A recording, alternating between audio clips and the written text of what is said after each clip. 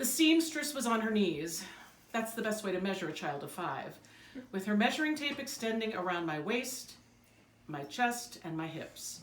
Suddenly, this seamstress fell backwards on the floor, unable to contain herself, laughing and calling out the results of the measurements. Chest, 25 inches. Waist, 25 inches. Hips, 25 inches. Oh my God, I have never, ever seen this. Don't worry, I can still make the recital costume, she told my mother. And I'm thinking to myself, is something wrong? Thus began my awareness of my body. A bit larger, rounder, and more substantial than that of the other little girls in the combination ballet tap class. At the recital, the teacher choreographed the button of the number, walking my baby back home, including both boys and girls, with the boys down on one knee and the girls sitting on the boy's bent leg. My boy kept collapsing.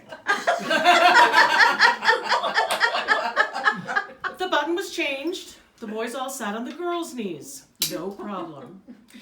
Keeping my weight down and manageable became a family affair. Oh, God. Offerings by aunties at holiday gatherings of chocolate treats and Italian pastries were met with a plaintive look from me to my mother, herself a petite size 5, where she would look sternly at me and shake her head no.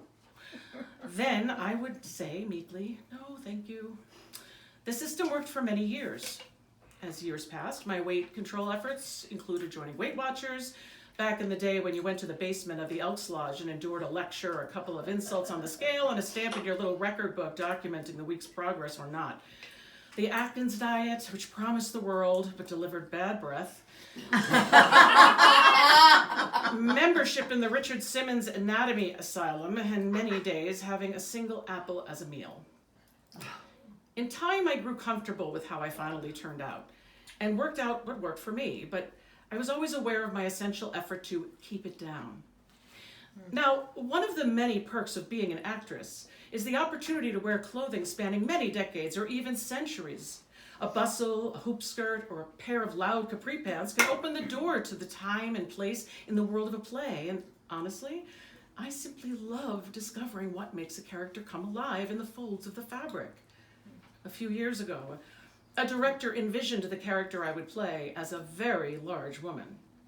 A fat padding upon padding was laid over me. Then enough fabric to create the draperies in the White House was tacked on for initial attack. The director came into the costume shop. Not fat enough, he barked. At the second fitting, I stepped into the even fatter fat suit. Lumps and lumps of my new body spilled in every direction, and this finally satisfied the director. The costume designer located enough fabric to upholster my new girth with lilac, silk, ruffles, petticoats, flounces, and bows. Well, I looked away from the mirror. Oh no, it was time for the dress rehearsal. After squeezing myself up the stairs and into the wings, it was a tight fit just to coexist back there with the other actors, I stepped onto the stage and realized in less than a second that I felt absolutely beautiful, graceful, and light-footed, like those dancing hippos in Disney's Fantasia. I was a beautiful, floating lilac hippo. To hell with the tape measure. Very good.